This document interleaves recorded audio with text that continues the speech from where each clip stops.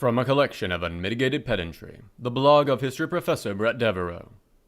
Expeditions, Rome, and the Perils of Verisimilitude. This week we're going to take a long look at Expeditions, Rome, a turn-based tactics RPG by developer Logic Artists, set in the 1st century BC, late Roman Republic. In particular, we're going to look at how the game both constructs and uses its historical setting. This is a particularly important topic to discuss because of a steady shift in how our popular culture products attempt to use historical settings. A phenomenon I have taken to calling historical verisimilitude. Put bluntly, it has become pretty clear that a veneer of historical accuracy or realism is a valuable marketing tool to set a work apart from the crowd. At the same time, the combination of cheaper CGI and easier online research has made accomplishing this through visual accuracy, making things look right, easier than it has ever been. The result is a lot of pop culture products that at least market themselves as rooted in history, from historically placed modern prestige projects like HBO's Rome or Netflix Outlaw King, to video games like, yes, Expeditions Rome, but also the Assassin's Creed series and Age of Empires. The danger here is that the effort ends up only skin deep. Historical verisimilitude instead of historical accuracy. A product that looks right while being wrong. And unfortunately, Expeditions Rome makes an excellent case study in the perils of historical verisimilitude. Image, title banner of Expeditions Rome. Now, I want to be clear at the beginning of this. This is an analysis of how a game, or any cultural product really, you could apply this same approach to a historically based film or book, uses its historical setting. It's not a review. For those looking for a review of the game, mine would run thusly. Expeditions Rome is a capable, turn-based tactics RPG hybrid, which efforts to use its historical setting to rise above its individual elements, which, though they are solidly serviceable, none are best in class. The turn-based combat here is good, but never quite matches either the depth of the XCOM reboots, Battle Brothers, or Warhammer 40k Mechanicus, but also lacks the simple elegance of the Banner saga. Meanwhile, the RPG elements, while still good and set with interesting characters, lacks the depth of storytelling skill of Tyranny, Pillars of Eternity, or Pathfinder, Wrath of the Righteous. That's not to say there's no fun to be had here. Fans of both genres will find a lot to like, and the technical execution here is good. The graphics work, the voice acting is uncommonly good for a title of this scale, and there's plenty enough game to be had, about 50 hours. Though the last third of those hours drags terribly as the game overstays its welcome in Gaul, much like Caesar did.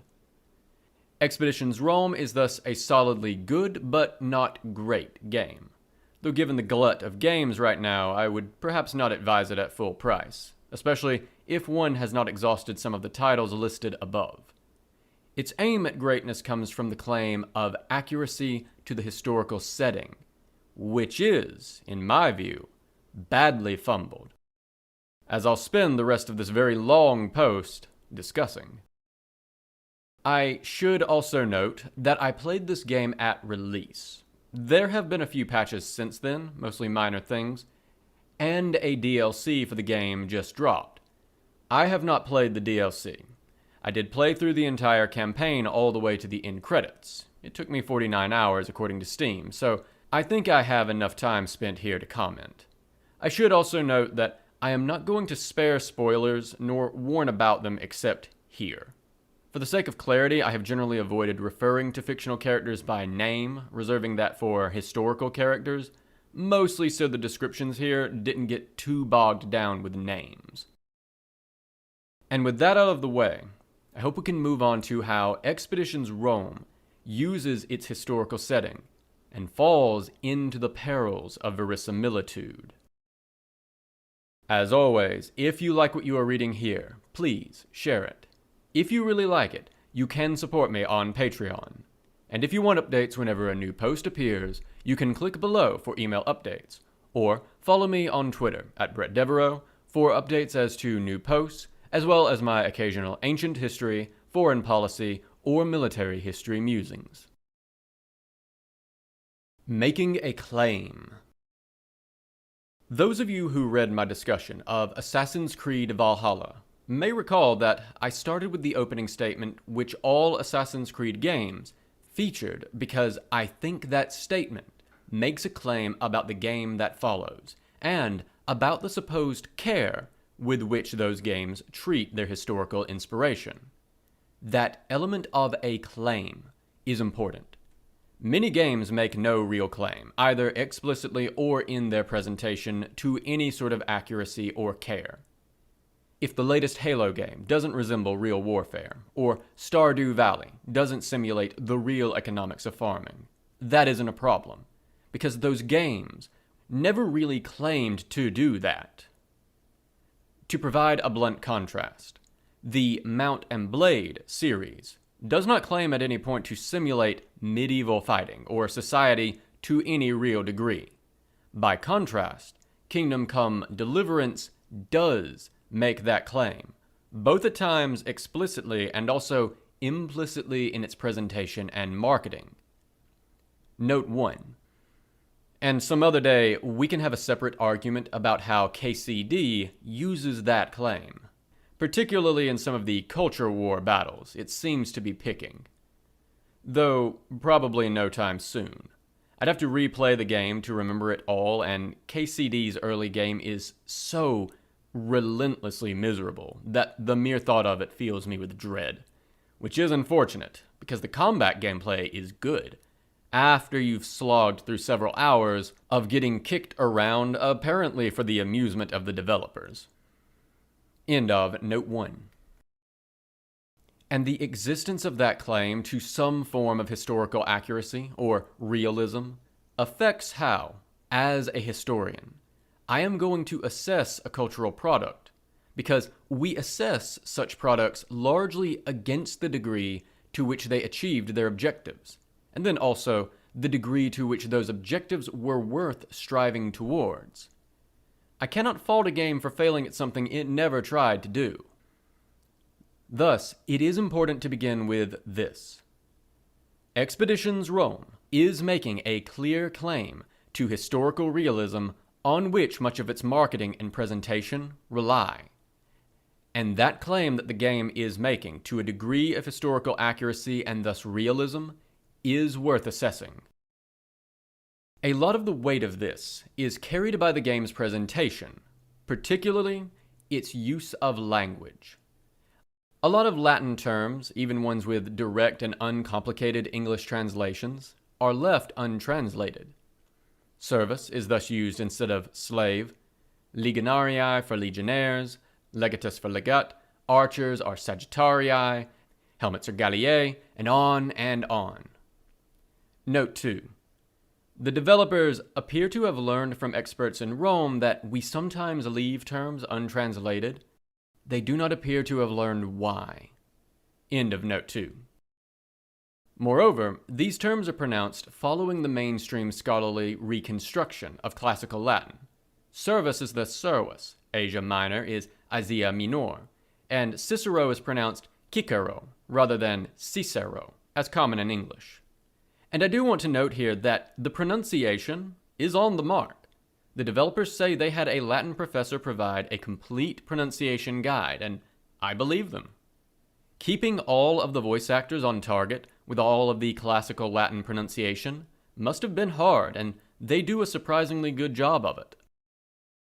Meanwhile, especially with the Roman equipment of the early parts of the game, there is an effort for visual verisimilitude. The game's artists were clearly working from real Roman exemplars in terms of arms and armor, rather than lamely copying Hollywood Roman, as is so often done. The oft-neglected Lorica Hamata, Roman male armor, is prominent, as appropriate for the period, as are the forms of the Monfortino type helmet. Now, we'll come back to the accuracy of armor a little later, but the clear effort of this kind of work is, again, to impress the player with the historical realness of the game. That effort at visual verisimilitude extends to a lot of the sets and other equipment, which at least looks historical, even when it isn't. And of course, you meet a lot of Wikipedia searchable historical figures.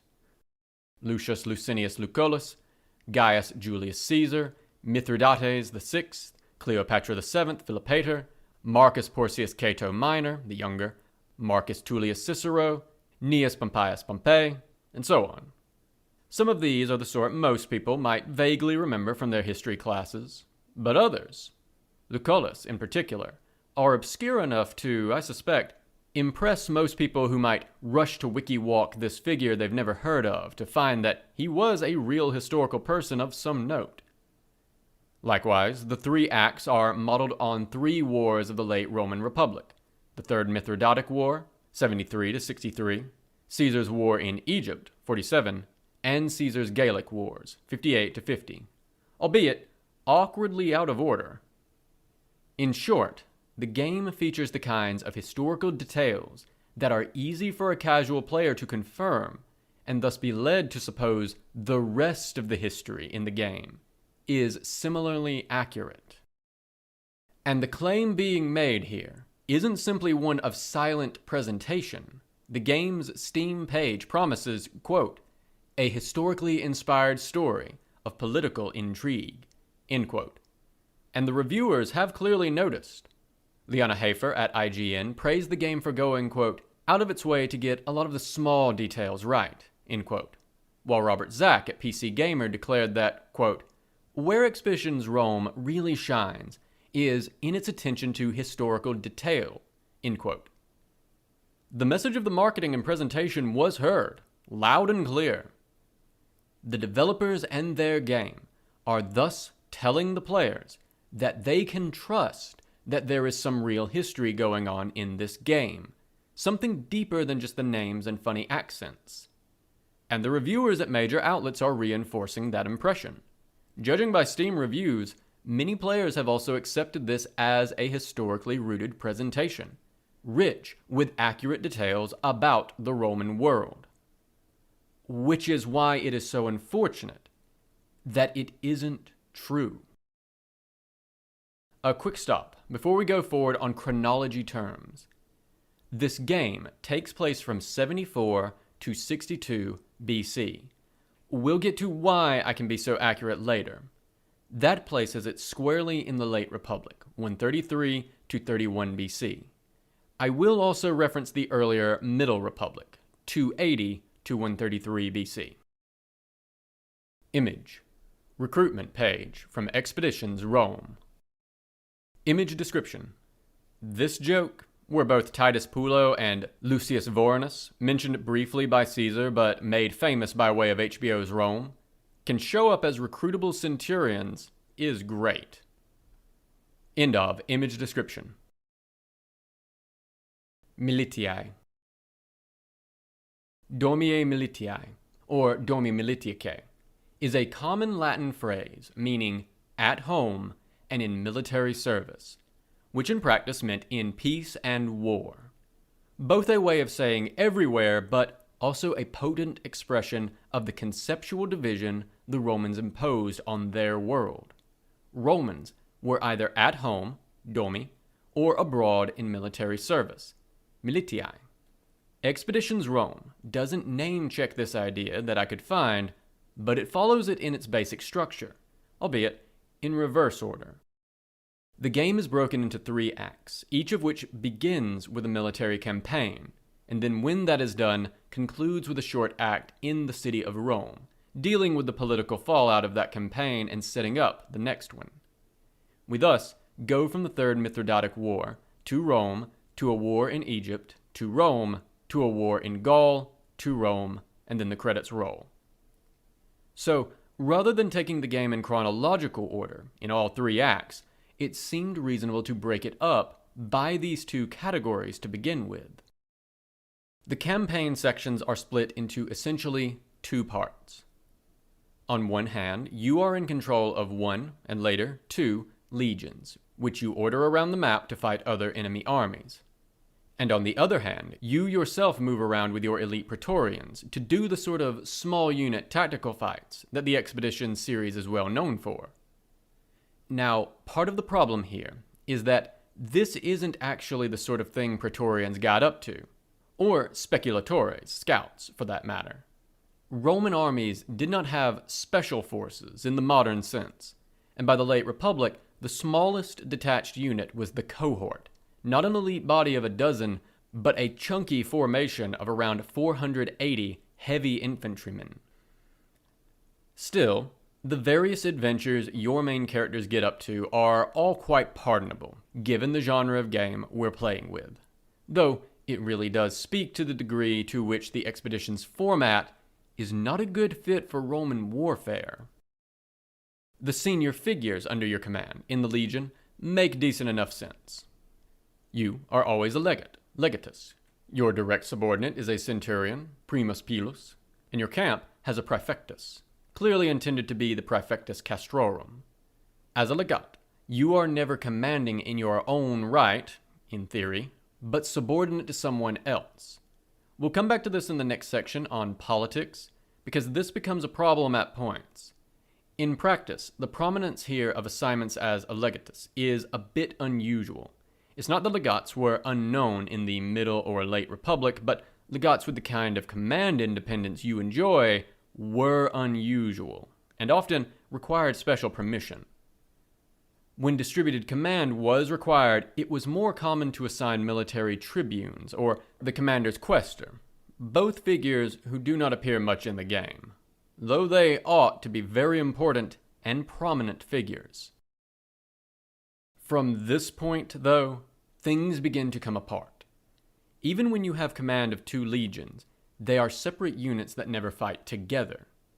This is a common misconception in the public, that the legion was essentially the Roman word for army. It wasn't. That word was exercitus. The legion was, by the Middle Republic, almost always a component of a larger army. Indeed, the standard Roman consular army was 2 legions, each 4,800 strong, plus 2 equivalent allied detachments, alae, or wings, because they formed on the flanks, of equal size, a total force of notionally 19,200. Armies could be larger, and by the late Republic, the allies are no longer deployed in alae, but now having Roman citizenship, are recruited directly into the legions. Caesar had 11 legions in Gaul by the end, for instance. Indeed, a single legion was the standard size of a foraging party for the larger army. Caesar, Commentarii de Bello Gallico, Book 4, Section 32. Appian, Bellum Civile, Book 4, Section 122. Plutarch, Life of Sertorius, Section 13, Line 6. So, the fact that you maneuver 2 legions independently, and that they never fight together, is very strange. Other games do this too. Looking at you, Total War Rome 2, and it never ceases to frustrate me. Other organizational elements are also odd. Your legions never operate with supporting allied forces, despite the fact that this was fairly standard practice in this period. To be clear, I don't mean socii, but rather allied units of non-Italians from the campaign theater or from other states allied with Rome. To the point that Roman armies in this period frequently didn't seem to supply their own cavalry at all. Meanwhile, characters repeatedly remark that service brings citizenship, which is simply not true of the Roman army of this period, and won't be true until Augustus. Note 3. And even then, there are questions and complications on this point. See I. Haynes, Blood of the Provinces, 2013. End of note 3. The battles between your legions and enemy forces also fail to represent Roman warfare of this or any period well. Your army is represented by an array of icons, presumably meant to represent its component units. See the picture below, with units represented by swords, round shields, bows and arrows, and horses. I am utterly at a loss as to what this could represent.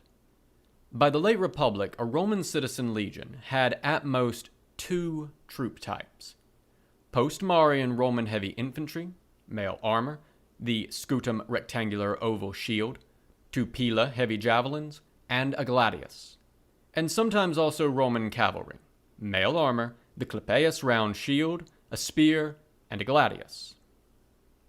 The legion had no organic force of archers in any period, and in this period, no type of soldier that used a round shield on foot.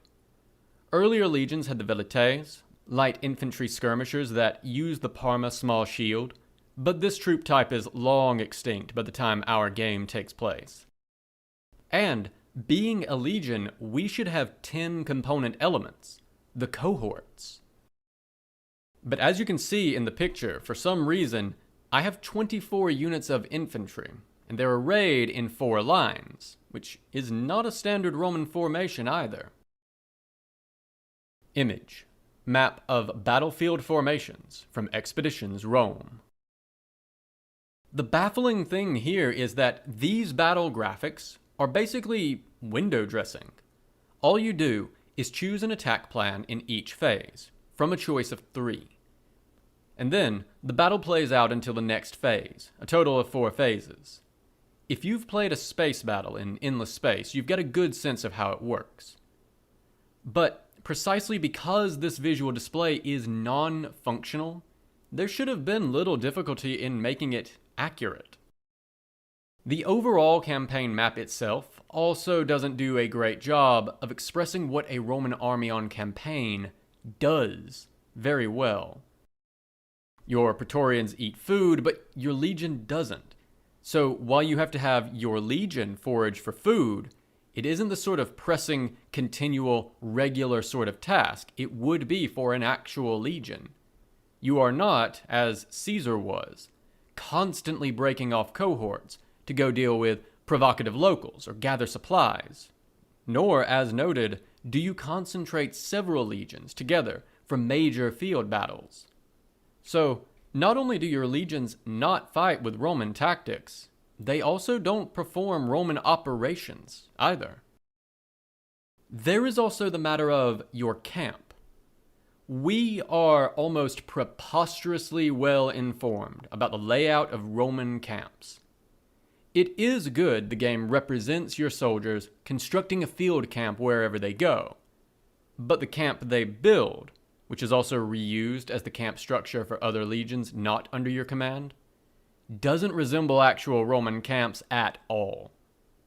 The command section, the Principia, in which was the Praetorium, isn't centered in the camp, and oddly has a secondary vallum to defend it, the Via Principalis and Via Praetoria, or Decumana, and don't structure the camp itself and the defenses, which should be, as we've discussed, an agere, earthwork rampart, and fossa, ditch topped with a vallum, wall of stakes, is replaced with a wooden palisade. The Roman baffle gate, the titulum and clavicula, are gone, and instead the game is dug down into the earth to provide a height advantage for defenders, which is not how the Romans did their entry point defense. Getting this right doesn't seem like it should have been hard, though, as we'll see, a lot of the set dressing in the game is quite off. Image. Roman camp from Expeditions Rome. Image description. This is not what a Roman camp would have looked like or its layout. Note that the main entrance to the camp is just off screen, to the right. Also, while we're here, that catapult at the front left is not how Roman torsion catapults were constructed. Catapults did not look or function like that in this period. End of image description. There are yet more problems in the game's class system, since each of your Praetorians has to fit into a specific RPG class. Expeditions Rome commandeers Roman terminology for these classes, but smashes the terms to fit standard tactics classes. The Princeps is your heavily armored sword and scutum soldier, which is good and correct. But then your Triarius is a two-handed spear support trooper, which is wrong in a few ways. First, in the Middle Republic, when the Triarii did fight with a spear, it was a one-handed spear used with a scutum, large oval shield, not a two-handed pike. And second, by the 70s BC, when the game takes place, the Triarii had dropped their spear entirely and were equipped exactly the same as the Princeps.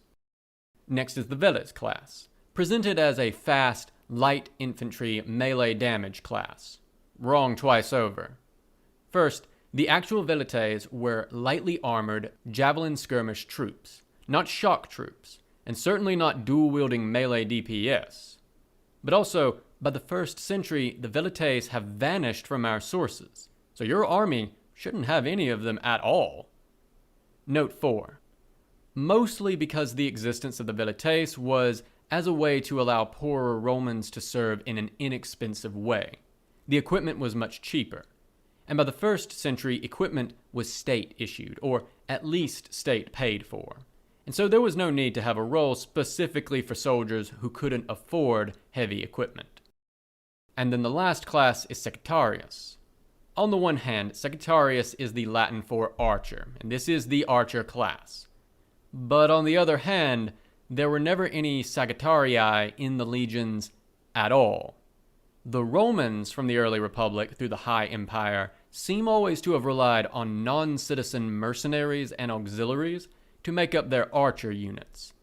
And yet, it is one of the Roman citizen Italians in your party who has this role, not the Roman citizen from Mauritania, nor the Greek, nor the Scythian woman from a people famous for their mounted women archers. Real missed opportunity there to make the woman archer a woman from a culture known for woman archers. I understand the need in a game like this to allow the player some build diversity. A squad entirely of slower, heavily armored, sword, shield, and javelin guys, the accurate loadout for a group of Romans in this period, would have gotten boring.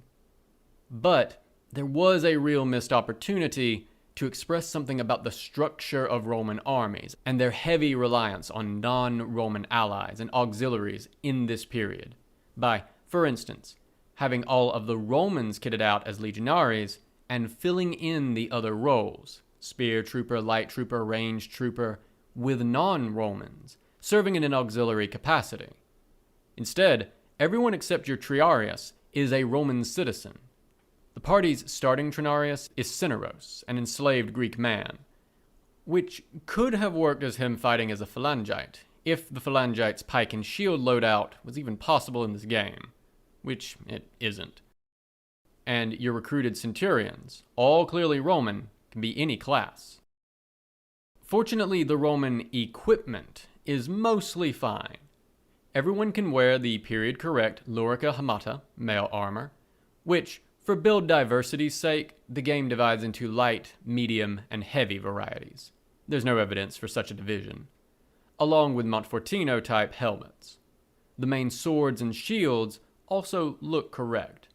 Frankly, a lot of the equipment in the game looks to have been modeled off of real-world museum pieces, and in many cases, I think I may even know which ones. There are some issues here, presumably arising out of the desire to give some visual variety. The so-called Lorica Segmentata, Note 5. The name is modern, not ancient. We do not know what the Romans called this iconic armor. End of Note 5. Shows up several decades too early, and the Roman pectoral, a plate chest protector, shows up probably at least half a century too late. The same cannot be said for the equipment of your enemies. The developers fall into the trap here of playing the hits, regardless of time period. Thus, the Greek match to your Principes are hoplites, with Corinthian helmet, aspis, and dori, almost straight out of the 5th century BCE. These fellows should mostly be phalangites with pikes, the Ocane strap aspis, a loadout that is not possible in the game's rules, and the smaller pilos or konos helmet types. which are in the game, so point there. Missing entirely are the absolutely ubiquitous Greek skirmishing infantry of the period, the thureophorus, who would have been equipped much like the Romans with an oval shield, the thureos. Note 6. All of these oval shields, the Gaelic one, the Italian scutum, and the Greek thureos, are related shield types and quite similar, though the scutum is generally larger and the thureos generally smaller. All are generally assumed to be descendants of the standard early Gaelic oval shield. End of note 6. A xiphos, or probably by this point a gladios, and possibly javelins or a dory. Some thureophoroi wore armor. Our sources call them thurakitai, armored ones, but most didn't, except for a helmet. Macedonian-style phalangites, the mainstay of Hellenistic armies, don't appear at all, as far as I could see. The lack of these fellows. There's a picture of a Thureophorus thorakitis from the Sidon Stele below, is really striking, because these fellows were absolutely everywhere in Hellenistic armies of the 2nd and early 1st centuries. Image: Egyptian troop from Expeditions Rome. Image description: What Expeditions Rome appears to think 1st century Egyptian troops looked like. Also, I feel the need to note, helmets with face masks like this were parade pieces. They were not worn in combat. Also, apparently we're doing the dumb Hollywood thing where ancient people just really liked bracers. End of image description. All of which pales in comparison to the Rome Total War, the first one, style disaster that is the Egyptian troops, who more resemble the troops of the Egyptian New Kingdom, 1550 to 1077 BC, oblong shields, loincloths, and bare chests, than they do the troops of Hellenistic Egypt. Stunningly, some Egyptian enemies wield kopeshes, a weapon that was nearly a full millennium out of practical use by the time the Romans showed up.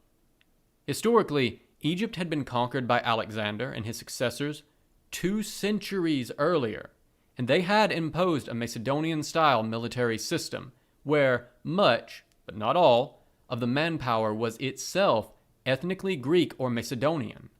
Consequently, while we might see some local fashion, the equipment of Egyptian troops should be quite similar to that of the Greeks: heavy phalangites with pikes and lighter thurephori with oval thureoi shields.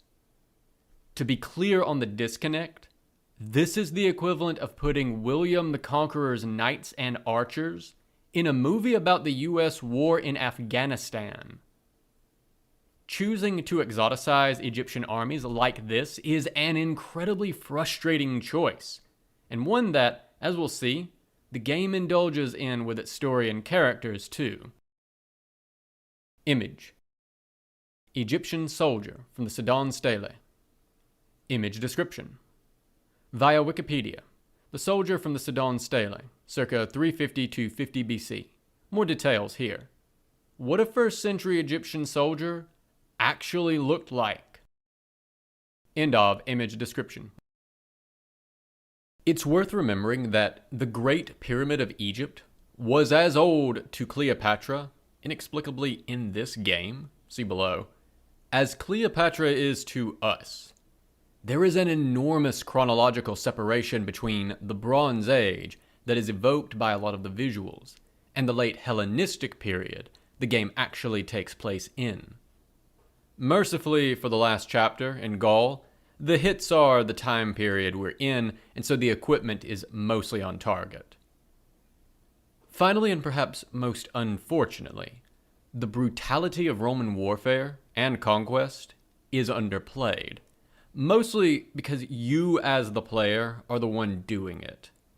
The game frequently gives you decisions on how to treat defeated foes, and most players are going to pick the nice answer.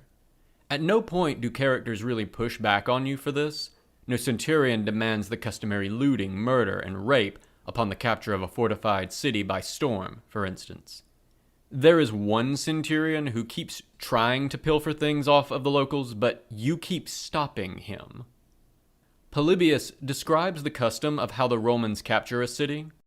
Quote, "When Scipio thought a sufficient number of troops had entered, he sent most of them, as is the Roman custom, against the inhabitants of the city, with orders to kill all they encountered, sparing none, and not to start pillaging until the signal was given. They do this, I think, to inspire terror, so that when towns are taken by the Romans, one may often see not only the corpses of human beings, but dogs cut in half, and the dismembered limbs of other animals, and on this occasion, such scenes were very many, owing to the numbers of those in the place.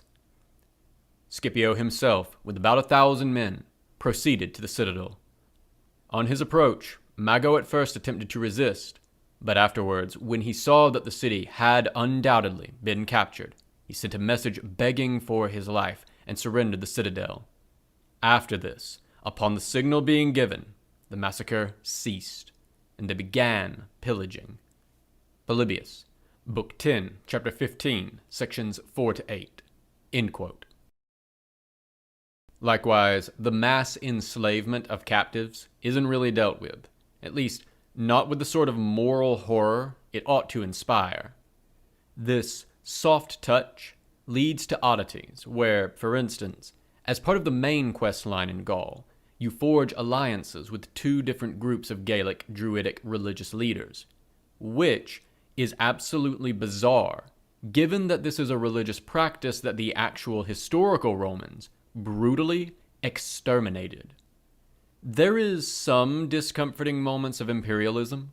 Soldiers extort locals, for instance, but for a player following the good choices, they're likely to have an epilogue implying that they left their conquered provinces better than when they found them, with little to no reference to the catastrophic trauma that often accompanied Roman conquest. At no point are you engaging in mass violence against civilians, despite the fact that mass violence against civilians was a clear and regular part of Roman warfare. This is a problem in a game presenting itself as historically accurate, which is about Roman imperialism. So, how well does this game reflect the Roman military system of the late Republic, or frankly any period at all? Not very well at all. Clearly a lot of effort was put into verisimilitude, the appearance of being real or true, what for a hot second got jokingly labeled truthiness rather than truth.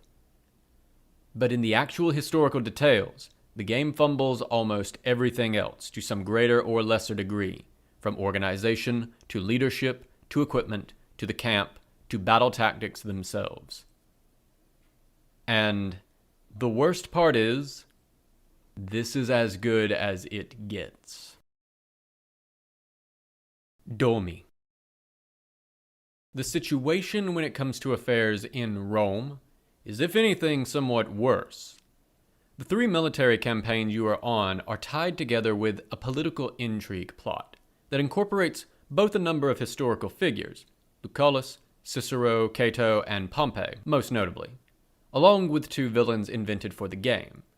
Indeed, the game suggests in one of its loading screens that the deviations from historical events should be attributed to the actions of these two ahistorical villains, though, as we'll see, there are bigger problems than this. Image. Map of Rome from Expeditions Rome. Image description. Expeditions Rome's Map of Rome in the 60s BC. End of image description. And once again, the signifiers of historical accuracy are present in abundance. The game provides a map of Rome with some of the major landmarks labeled in Latin and all in, roughly, the right place. Though looking closely at the drawing of the map already, we run into problems because we are actually somewhat well informed about the basic layout of Rome in this period. The wall circuit drawn on the map are the Aurelian walls of Rome, built in the 270s AD, not the period-correct Servian walls, which did not encompass the Campus Martius, the Ianiculum, and only part of the Caelian and Aventine hills. Key landmarks aren't really represented or represented well. The Capitoline is one big temple, but the temple of Jupiter Optimus Maximus, which is obviously intended here, did not stretch the whole hill. The Circus Maximus is entirely missing. Odd, it would have been by far the largest landmark in the Rome of the late Republic. And the visual representation of the Forum Romanum doesn't really evoke much of the actual layout of the Forum.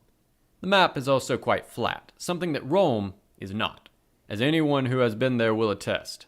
But this may just be a stylistic choice. Image.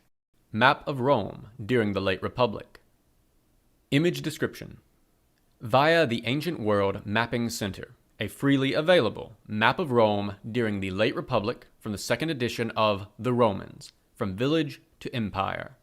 It does not seem like it should have been very hard to just give your artist this freely available map, made by professional ancient historians at the Ancient World Mapping Center, to work from to at least get things like the layout of the walls of Rome correct. End of image description. More of an issue is that while we get a lot of Latin terms again, consuls, praetors, quaestors, lictors, that is, consules, praetores, quaestores, and lictores, because again, these are spelled and pronounced as in classical Latin, both the fussy details of how the Roman government works, and also the more important broad principles by which it works, are frequently wrong. We can start with some of the fussy details by way of example. A trial is proposed at the end for a sitting council or dictator, a thing which cannot legally happen. Under Roman law, holders of imperium, the power to command armies and organize law courts, essentially the power of the king, were immune to prosecution while they held that imperium. This is not a minor fact.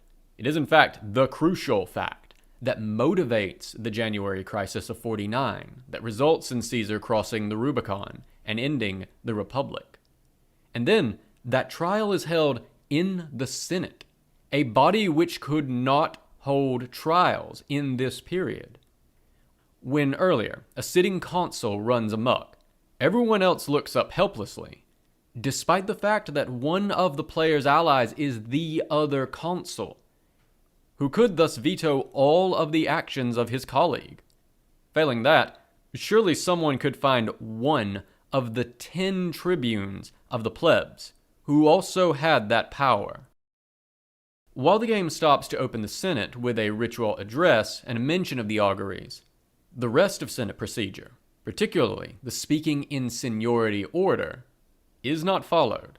Instead, very junior senators, mostly Cato the Younger, who was never very senior in the Senate, but this early was fundamentally inconsequential. His first notable political event is actually December of 63. Chime in right at the start. A Senate session is defeated by filibustering until nightfall, a truly baffling strategy because the presiding magistrate could call for a vote at any time, thus terminating debate. Note 7. One wonders if the developers were remembering somewhat vaguely that elections could fail this way, which would be true. End of note 7. The player can suggest that they be given a proconsular command prior to having held any magistracy. This did happen once, Pompey, naturally, but would have been extremely irregular, to a degree that surely someone would have pointed out. But instead, the suggestion is treated as a legitimate one. And then there is the appointment of a dictator. In the third act, remember, I warned about spoilers, the villain contrives to get himself appointed dictator, and just about everything about the procedure is wrong. First, he dispenses with the auguries for the meeting, which would be an incredibly foolish thing to do, since it would legally and religiously invalidate everything else that happens. The Romans were a religious people, and they cared about this sort of thing. Then, he proposes that the Senate elects him dictator, which is, as we've discussed, not how the process works. Instead, the Senate suggests a dictator be nominated, and then it is up to the consuls to nominate one. In any event, the villain then nominates the only person he cannot nominate: himself. This was a restriction observed even by Sulla and Caesar, despite their otherwise manifest lawlessness. The villain needs his co-consul to nominate him. But good luck, his colleague in office is Cicero. Then, a vote to confirm the nomination is held in the Senate, a thing the Senate did not do, and the appointment is held to be permanent, a thing that was only done in 44 BC, less than 2 months before the fool that did it was stabbed 23 times in a meeting of 60 of his closest friends. Image: Senate meeting from Expeditions Rome, in which Cato is saying, "I understand the reasoning, but you do realize the dictator needs to be a consul to begin with, right?" Image description: By the way, Cato here is wrong about this too. There were no requirements for the office of dictator, except that no dictator had ever nominated themselves. End of image description.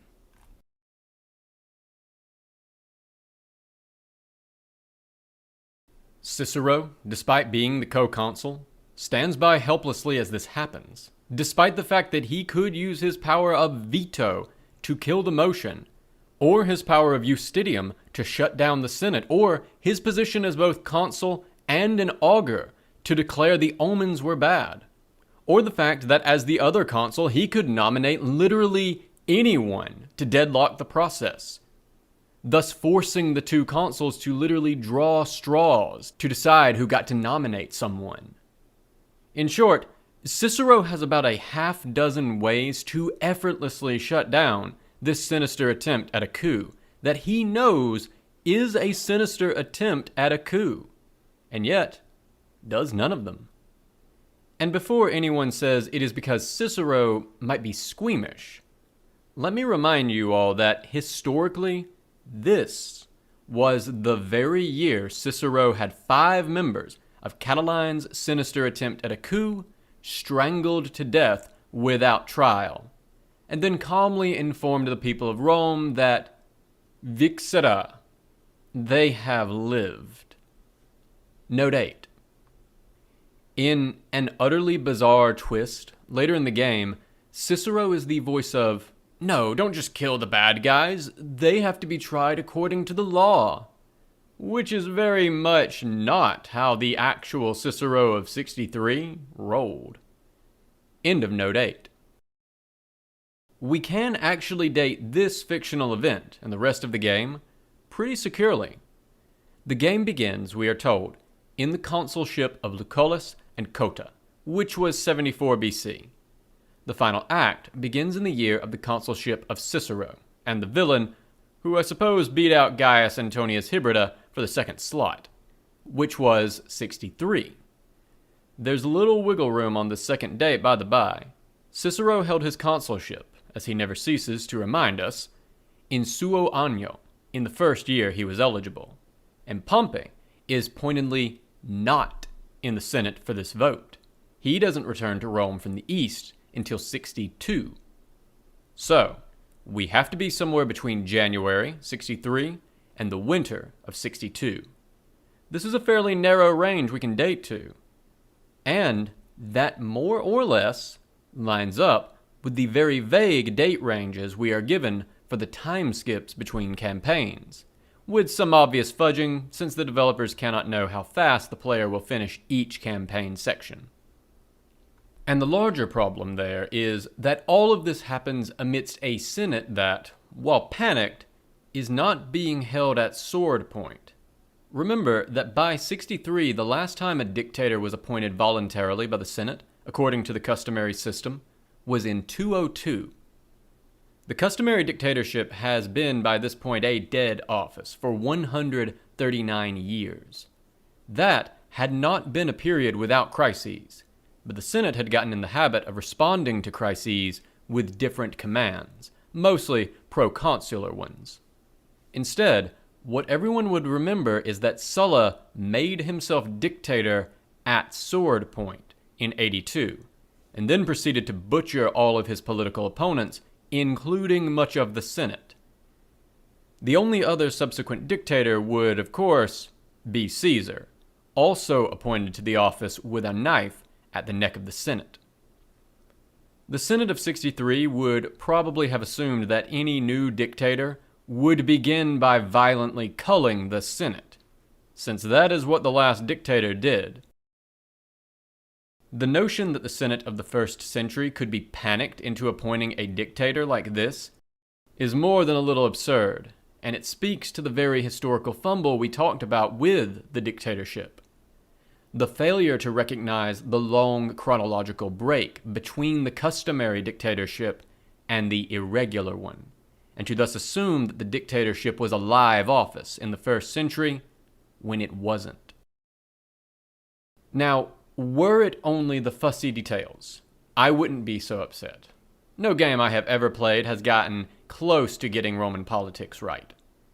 But there are also some fairly major problems here, where flat statements about the nature of the Republic are made, which are both wrong historically speaking, but also wildly out of character for the characters saying them. In short, the game presents the Republic as a representative democracy, and it was no such thing. Image. Event text from Expeditions Rome, stating, quote, Campus Martius. Every year, the fields of Mars are host to the entire population of Rome as every one comes together to vote for the Senate. End quote. Image description. Well, this is a bad sign. End of image description. I first suspected we might be in for a degree of trouble when the tooltip for the Campus Martius describes it as, quote, Every year, the fields of Mars are host to the entire population of Rome as everyone comes together to vote for the Senate. End quote. Almost every part of that sentence is wrong somehow. Roman elections took place, depending on the office being elected, in 3 assemblies, only one of which, the Comitia Centuriata, traditionally met on the Campus Martius. The other 2, the Comitia Tributa and the Concilium Plebis, traditionally at least met in the Comitium. The notion that the entire population of Rome voted is also wrong. Adult citizen males were the only qualified voters, and moreover, even a fairly casual glance at the logistics of doing in-person elections in these spaces would suggest that turnout was very low, even more so for Romans who lived outside of Rome. Note 9. On these sorts of questions, see H. Moritzen, Plebs and Politics in the Late Roman Republic, 2001, and R. Morstan Marx, Mass Oratory and Political Power in the Late Roman Republic, 2004. And finally, and most catastrophically, the Senate was not elected. Not directly anyway. Romans in those 3 assemblies voted for the annual magistrates. Different assemblies elected different magistrates. Holding one of the senior magistracies, the quaestors and up, entitled an individual to a lifetime seat in the Senate, although this had to be actually confirmed by a pair of magistrates, the censors, who were elected once every 5 years and who kept the Senate rolls. A system in which anyone who manages to get elected to the quaestorship ever sits on the Senate for life is not a system in which the Senate is elected annually. Indeed, the Senate was not directly elected at all, and it seems worth noting that whatever the people thought, the 2 censors, if they agreed, could eject any senator for moral failings, whether the voters wanted it or not. There is a huge difference between actually electing the Senate every year and a system where any idiot who can win one of the, by this point, 20 quaestorships every year gets to sit in the Senate forever, with effectively no way for the voters to remove them. All of which makes it even more frustrating when, in talking to Cicero, your character hears him say this, quote, "None but the citizens can know what's best for them. Public servants fulfill their needs and wishes. Senators should represent," emphasis original, "the people, not rule them." End quote. I hollered at this line with sufficient volume that I startled poor Percy, and my better half came to check what was wrong. The first problem with that line is that it is incorrect about the nature of the republic. Roman magistrates and senators were not representatives. They did not have constituents. They did not represent districts or neighborhoods, nor were they expected to represent the interests of any one in particular. They were elected by the people, but once in office, not beholden to them. Remember, membership in the Senate is for life, and elite Roman politicians were expected to make their decisions based on their own wisdom and virtue, not to reflect or represent the will or wishes of the public. Reflecting the wishes of the public was what the assemblies were for, and more often than not, the assemblies and the magistrates were imagined to be opposed institutions, since the former was dominated by Rome's land-holding small farmer class, and the latter by Rome's ultra-rich magnate elite. Indeed, as Polybius expressly points out, the Senate was the aristocratic element of the Roman constitution, compared to the democratic assemblies and quasi-monarchic consuls. Polybius, Book 6, Chapter 11, Sections 11 to 13. So, as a description of the actual Roman political system, this statement is badly misleading. It is even worse as an expression of Cicero's opinion on the structure of the republic. Cicero wrote extensively, both about the politics of his day and his notion of the ideal of Roman politics. We are very, very well informed about what Cicero believed about politics. And in Cicero's mind, the anti-representative nature of the Roman Republic was a virtue. Cicero is open and proud about how the structure of Roman voting bodies disenfranchises the poor. He thinks that's good, because he's a snob that thinks poor people make bad decisions. He is equally blunt about how the Senate was, and was supposed to be, insulated from the whims of the people. Cicero, like most Roman elites, thought democracy was bad, and were open about this belief. Image. Dialogue options from Expeditions Rome, reading, quote, "Menhir merchant. Predictably enough, you find the menhir merchants in a clearing in the forest. The large menhir is propped against a tree, while two Gallic warriors are chatting cordially next to it. One of them is a diminutive but rather animated man with an impressive helmet. The other is quite possibly the largest human being you have ever seen. They seem to be locked in a heated discussion in their own language. You don't understand a word." End quote. This joke is at least also legitimately funny for Asterix and Obelix readers.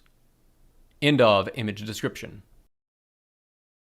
Finally, the game's approach to the collapse of the Republic is unsophisticated at best. When I play RPGs, I tend to bring in characters from my own pen and paper games, and make decisions as they would. For this game, I brought in a character that we might broadly classify as patriotic, lawful good, and made my decisions accordingly. As a result, at the end of the game, he selflessly laid down his command and prosecuted the villains in court. As a result, in the ending splash screen, I was informed that he later held the consulship and had effectively saved the Republic. This isn't the time or place to get into why the Republic fell. That's a survey course-sized question. But one point I make in my survey course treatment of that question is that the collapse of the Republic was not simply the result of the ambition of any one man. it had substantial structural factors motivating it, from military reforms that disconnected the interests of soldiers from the interests of voters, to the general inability of a political system designed for a city-state of 250,000 to cope with being the government of 3.5 million Italians ruling over an empire of 50 million, to the spectacular increases in inequality brought on by the virtual flood of wealth into Italy.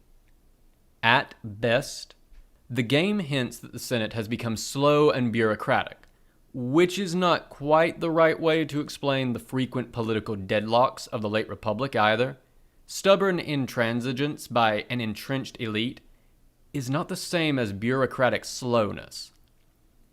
The Roman Senate was not the Galactic Senate of Star Wars, but not much of the rest of those many causes show up. Certainly none of them at all, would be solved by beating the villain and laying down power, a point that ought to be obvious because several Romans, by their own lights, do exactly this, most notably Sulla and Pompey. But I suppose for a game that doesn't understand the Republic very well, it can be a little shocked that it also doesn't understand why it collapsed. If there is one failing, I think, in the whole game's approach to the historical Rome that frustrates me the most, this is it.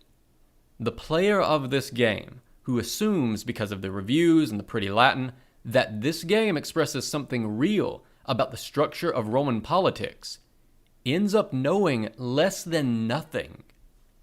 Note 10. Included in this is the way the game treats the distinction between patrician and plebeian.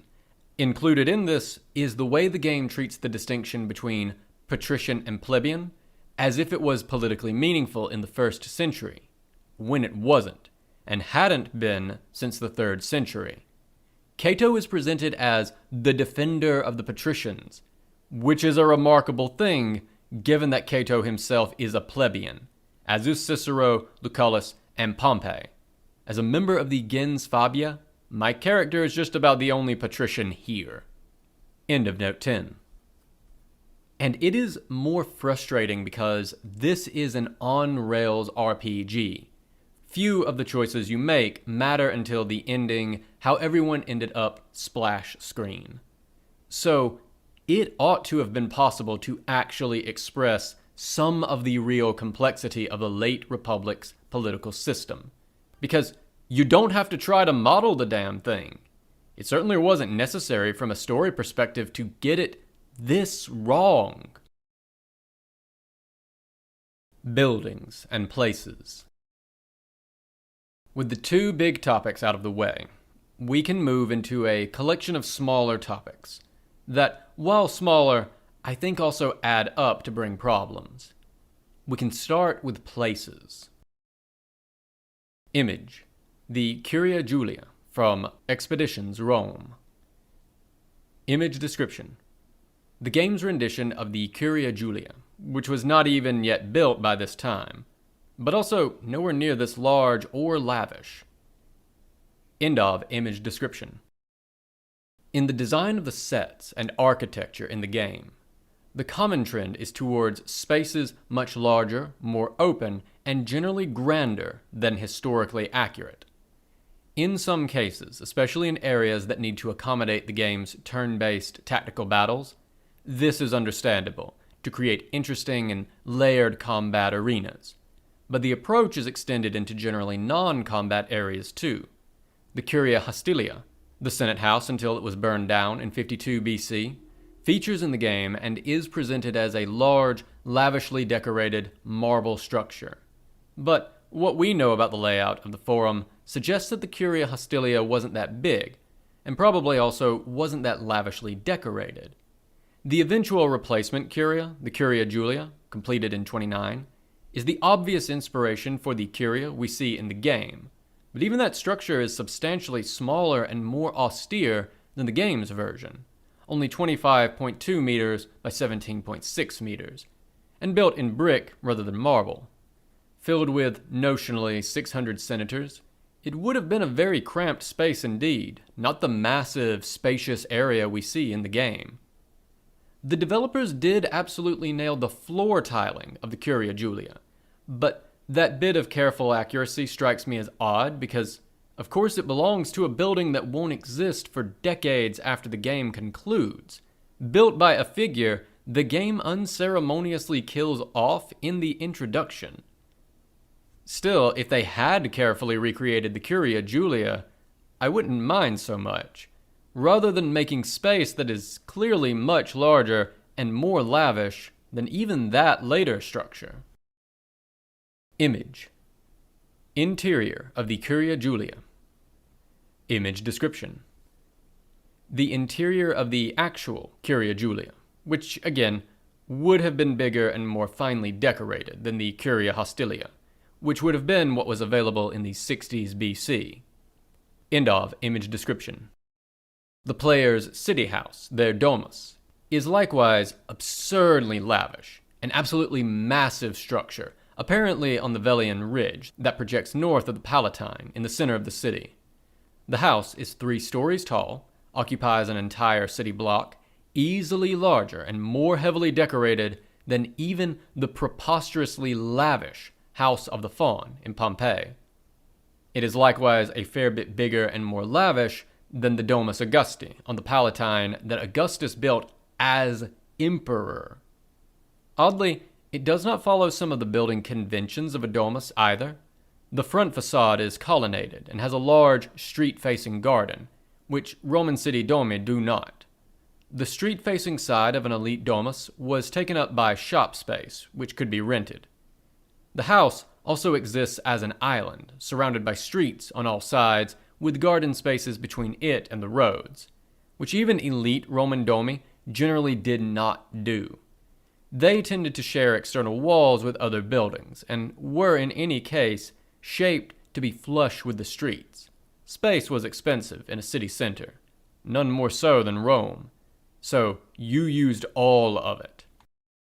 The interior decoration is mostly stonework with lots of marble, including a bas-relief frieze of a cavalry battle that runs the sides of the peristelium, a fantastic over-the-top bit of decoration, rather than cheaper and far, far more common plaster with painted frescoes or mosaic.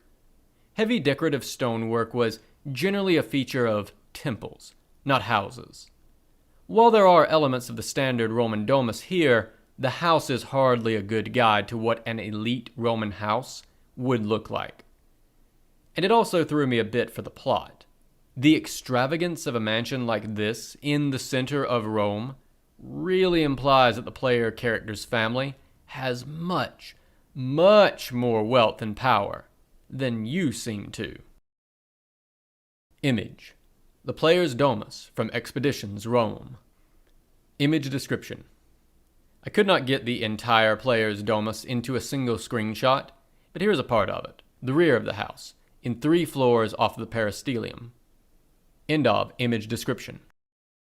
A much more frustrating problem is the game's use of polychromy, that is, the multicolored painting of Greek and Roman statues.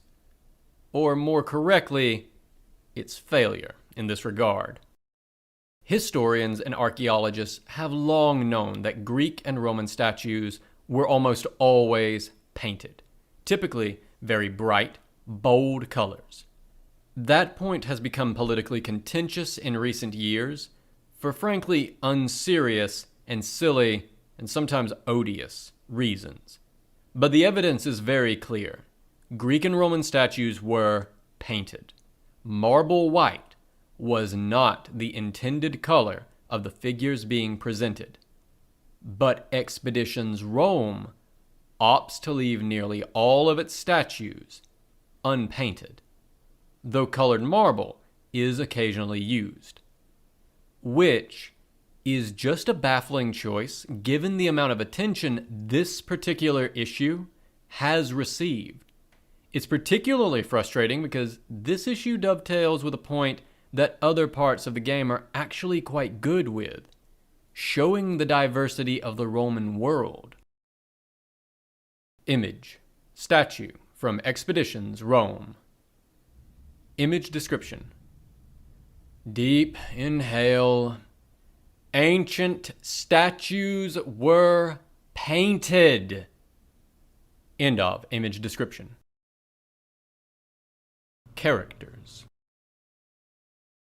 So let's start with the good here. The player's party has a range of individuals from all over the Mediterranean. I should at the outset note that the game plays fast and loose with the gender. The player character can be female, and 2 of your party members are women. That is, to put it lightly, a stretch, albeit an understandable one. The Romans did not have any Mali Pitcher or Hua Mulan figures. We have no evidence of women fighting in any Roman army in this or any other period. But as with other games, I understand the design imperative here, and the game at least signals how unusual this is, with female characters occasionally having to hide their identities.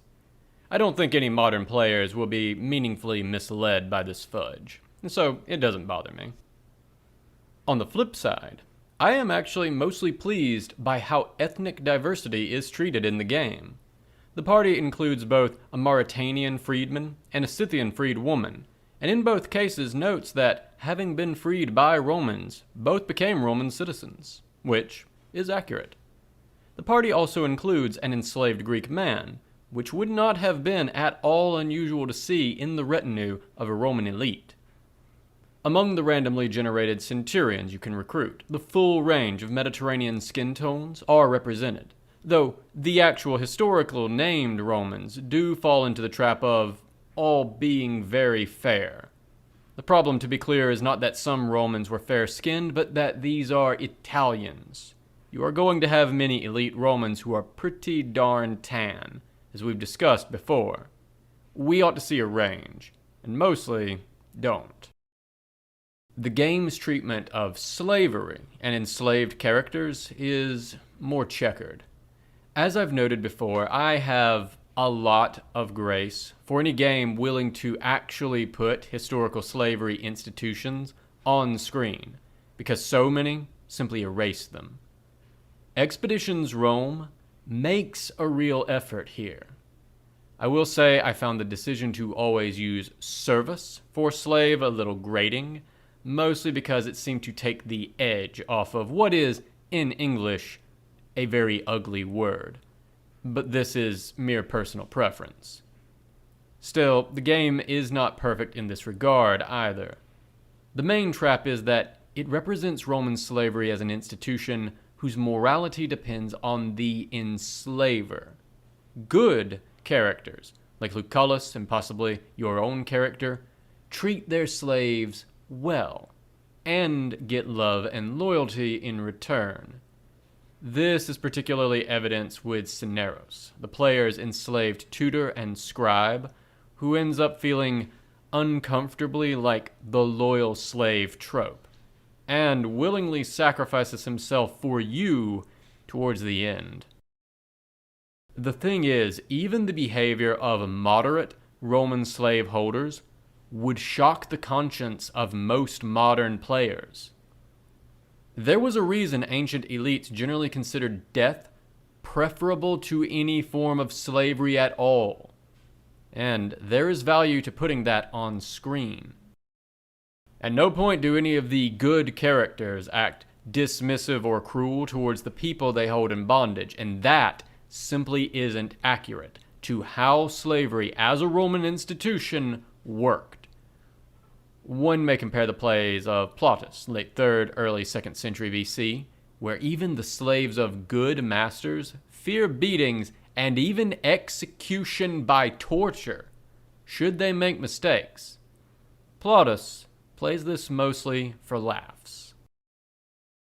And then there is Cleopatra.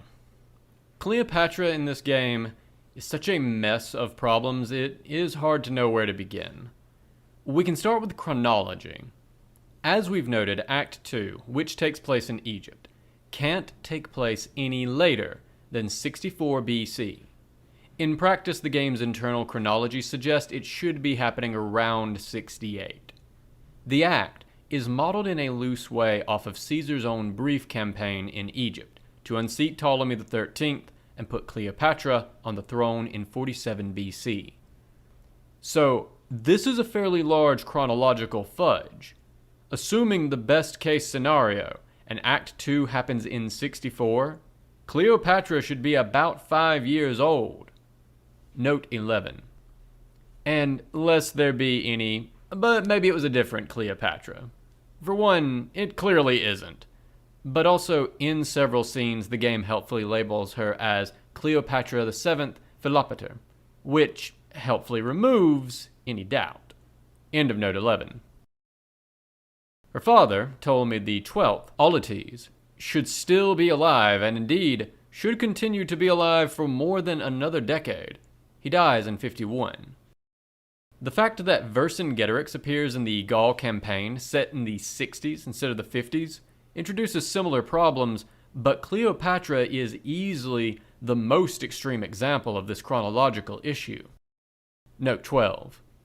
Note that the game defends itself on this point in a loading screen, noting that while events may not be proceeding historically, history didn't have the two made-up villains to speed things along.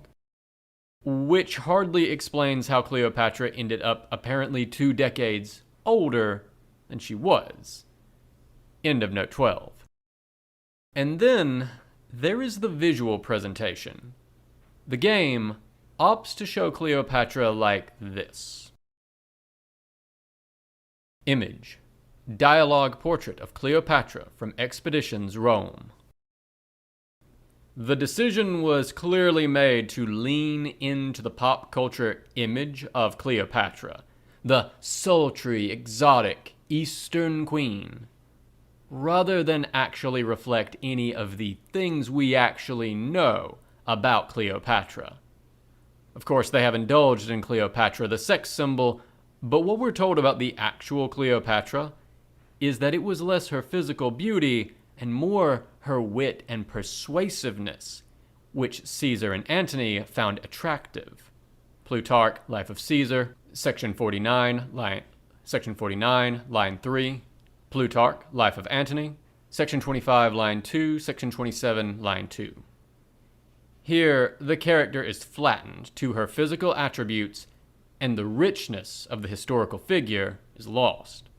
She most certainly does not come across as witty or charming. Her character was mostly rude and imperious in dialogue, and she is never very politically clever. Meanwhile, everything about her dress and appearance here is wrong. While Cleopatra sometimes represented herself in Egyptian religious contexts as Isis in traditional Egyptian style, which was very formulaic and had remained substantially constant for centuries, we have a lot of artwork from other contexts, coins, sculpture, etc., which reflect her as she would likely actually dress, as an elite Macedonian woman. Note 13. At no point did the Ptolemaic royal family ever intermarry with the locals, so at least as far as we know, Cleopatra was almost entirely Macedonian, with the only exception being her great-great-great-grandmother, Laodice III, who had some Persian ancestry. End of note 13. Image. Bust of Cleopatra. Image description. Via Wikipedia. A 1st century BC marble bust of Cleopatra, which corresponds fairly well to her image on coins, and thus may preserve the likeness of the monarch. Now part of the collection of the Antiquimsammlung in Berlin. Note the band over her hair. That is the Hellenistic diadem marking her as a queen. End of image description. So, starting from the top and moving downward. The crown is wrong. The diadem of Hellenistic rulers was an embroidered silk ribbon with 2 fringed strips that draped down, not a metal crown. Cleopatra wore her hair long, not short, though typically up in the fashionable knot or notice hairstyle. In all of her artwork, religious and otherwise, and it was wavy, not tightly curled. Paintings of her do not include any heavy eyeshadow of this sort, but do include what is probably skin-whitening cosmetics, possibly white lead. Unsurprising, as fair skin was fashionable for women in the Hellenistic world as a sign of wealth, since only the very wealthy could avoid a tan. And she dressed in Greek fashion, which was, by modern standards, quite conservative. Floor-length dresses, often in multiple layers.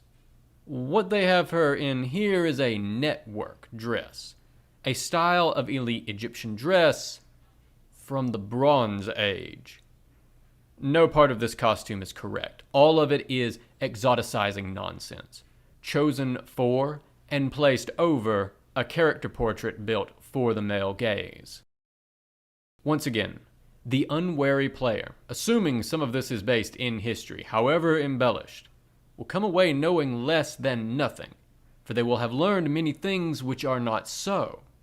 This is especially true on this point, given the way that the ahistorical depiction of Cleopatra reinforces popular misconceptions, deployed alongside visual styling in the soldiers and architecture.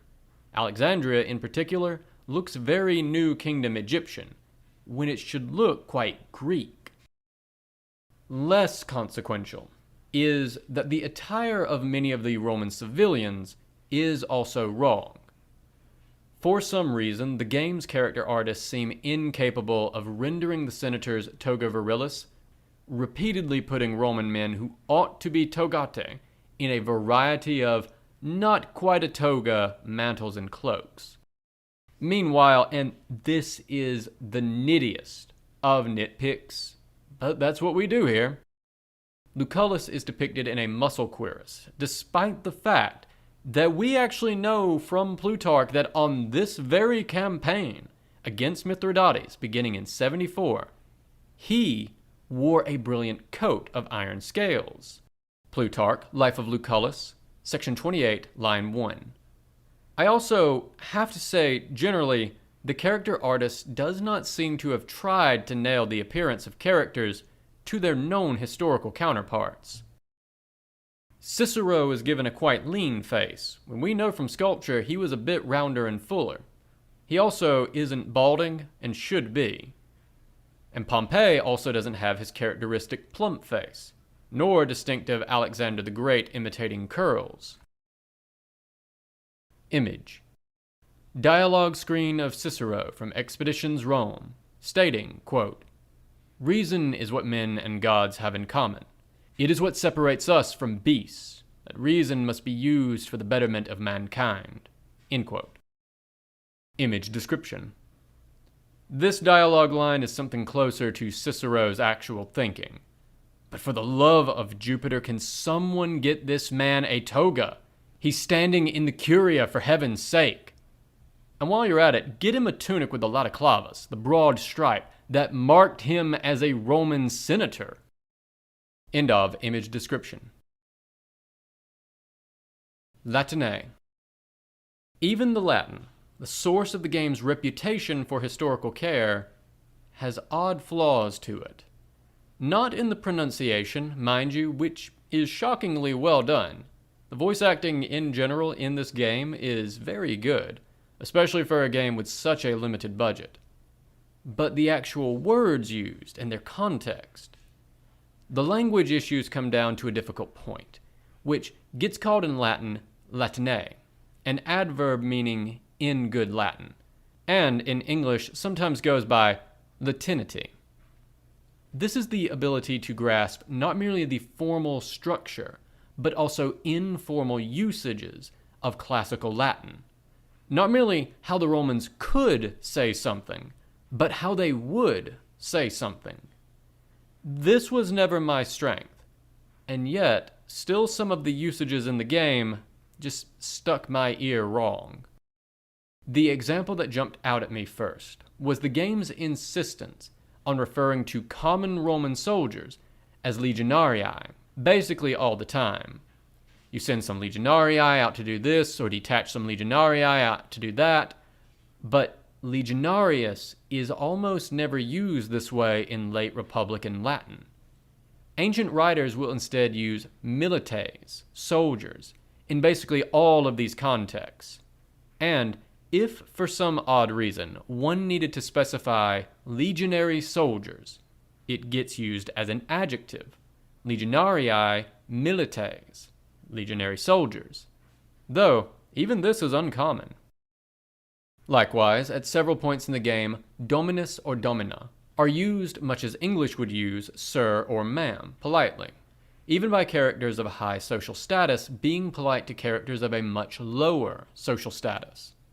But dominus and domina are really charged words in Latin, because their root meaning is the master of a slave.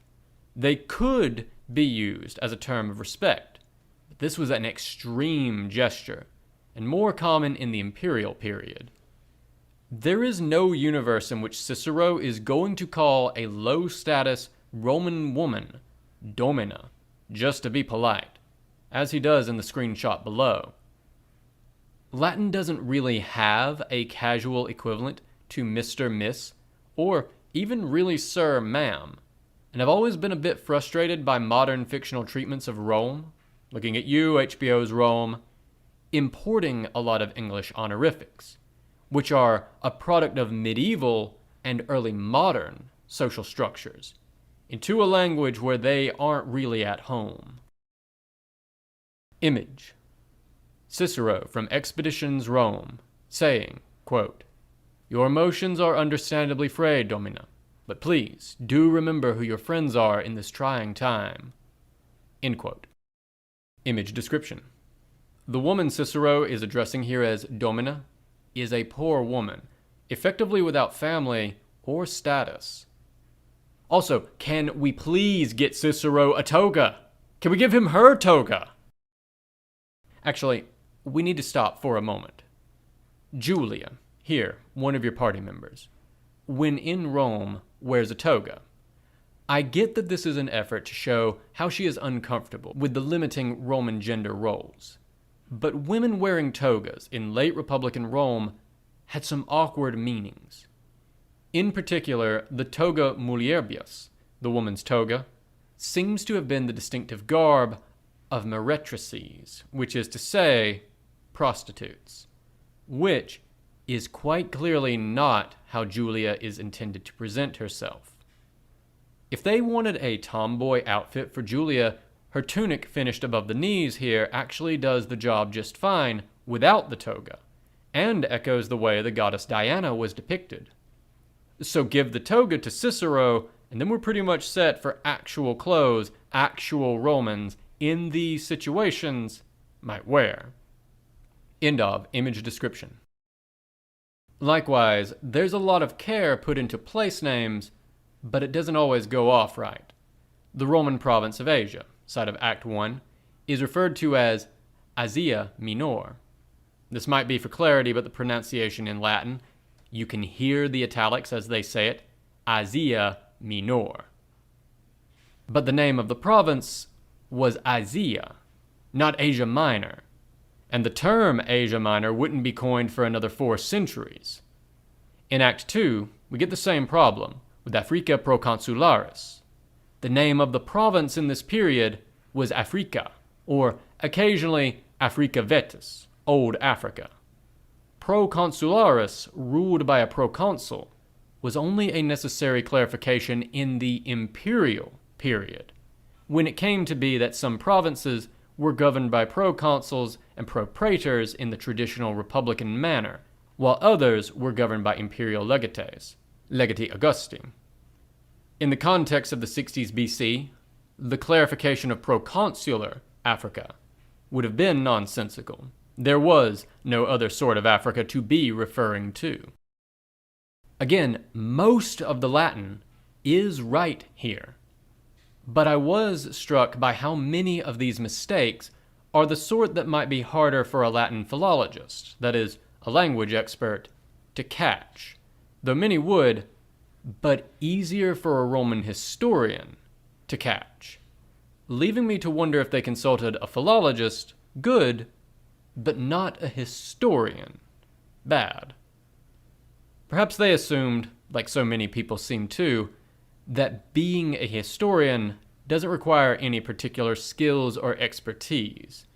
If so, they rather proved my point that it does quite brilliantly. Conclusions. And all of this apparent nitpicking, though believe it or not, this is merely the highlights of my notes, and there are more nits left unpicked even now, finally brings us to the point: the perils of verisimilitude. The rub here is that making a game verisimilitudinous, making it seem accurate, imposes an increasing obligation to be accurate, lest you mislead your players. If this game was merely vaguely Roman themed, the way that, say, the Elder Scrolls series uses Roman imagery to signal the empire, I'd have few complaints. Or if this game existed in a more clearly fictionalized context, say, set in the late Republic, but about clearly fictional wars in fictional Mediterranean places, or even frankly if the game had its historical setting, but made little effort to present itself as conforming to the history much at all. But Expeditions Rome doesn't do that. I cannot stress this enough, how much the game wants players to understand it as historically responsible storytelling, rooted in real facts about the ancient world. And to be clear, at the appearance of that, they succeeded. Scroll up to see the major reviewing outlets successfully suckered in to buying the game's self-presentation. Early in the game, the designers make a point of introducing and then killing off Gaius Julius Caesar, in a move that seems clearly intended to signal that this is the butterfly effect that ripples through the story to change the details. As noted, a later loading screen suggests the presence of the made-up villains has this effect. But the things that are wrong here go way beyond that. They are structural differences embedded in centuries-old institutions, not the result of the premature death of one figure. It places the narratives in the context of real wars, albeit two of them pulled out of chronology, but in ways that many players may not realize, and puts a lot of energy into convincing the player of its historical rootedness. The equipment is lovingly modeled, even when it is centuries out of date. The characters use lots of untranslated Latin terms pronounced in Latin. The game stops to explain the Senate, patricians, plebeians, the Republic, consuls, praetors, quaestors, lictors, the pomerium, the cursus honorum, proconsular appointments, and so on. Note 14. Mind you, it gets many of these things wrong. For instance, the player is made to lay down their command at the edge of Rome, the pomerium, which would have been right for the 2nd century, but not the 1st, since Sulla made it a legal requirement for generals with a provincial command to lay down that command before entering Italy itself. So those conversations should happen at the Rubicon, not the Tiber. End of note 14. The point is, a player who sees this game stopping its narrative to offer a brief mini-lecture on these topics is going to assume the lecture is substantively right. Why else give it? But the result is a historical presentation that is either incompetent or irresponsible. On the one hand, if the goal here was a narrative embedded in Roman history in a real and deep way, the game exposes a grasp of Roman history on the level of a garbled undergraduate course, half remembered a decade ago.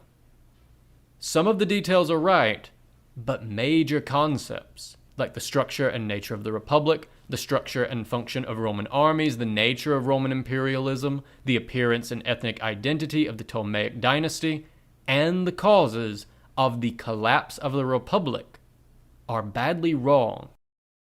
These are not small points, but major through lines to understanding what actually happened in this period, far more important than getting the precise pronunciation of Contubernium right.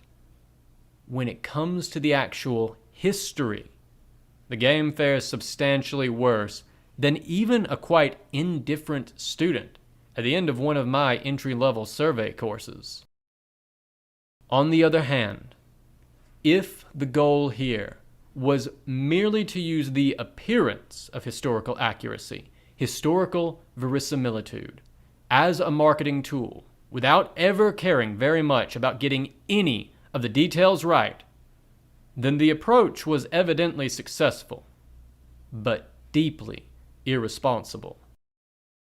It creates a product almost tailor-made to mislead, to both convince the player that they are getting some real history here, and then hand them a broken mess of anachronism, exoticism, and simple errors.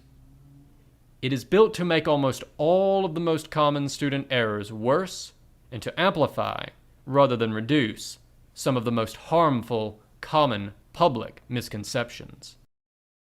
In either case, the result is a game that is just close enough to the truth to be dangerous, without ever getting close enough to be valuable. Again, as a tactics RPG, the game is solidly serviceable, but it was supposed to be elevated by its historical context. Instead, it is sunk by it. And that makes me sad, because I don't think that a more accurate game would have been any harder to make. It would have just required different decisions to be made in the writing and artwork, along with perhaps some very minor adaptations of some of the tactics gameplay. I wanted so much to like this game, to be able to have it as an example of how a narrative-driven video game could make good use of a historical setting. Alas, Fortuna did not smile on this. And that is the peril of historical verisimilitude. The developers of Expeditions Rome put tremendous effort into making sure the game would look accurate, but not into making sure the game would be accurate. As a result, they crafted a game weighed down rather than elevated by its historical subject matter, more likely to mislead and deceive than to inform. This has been a recording from a collection of Unmitigated Pedantry, the blog of history professor Bret Devereaux, recorded by myself, a great divorce, for accessibility and sharing purposes. If you enjoyed this content and wish to engage with it or support Bret, please check the description for links to the original post on his blog, his Twitter, and his Patreon. I highly encourage you to share, support, and engage with his works on any and all platforms, if you are so inclined. If you wish to support me, please do remember to like, share, and subscribe to this or any other content here that you enjoy. Thank you so much for listening.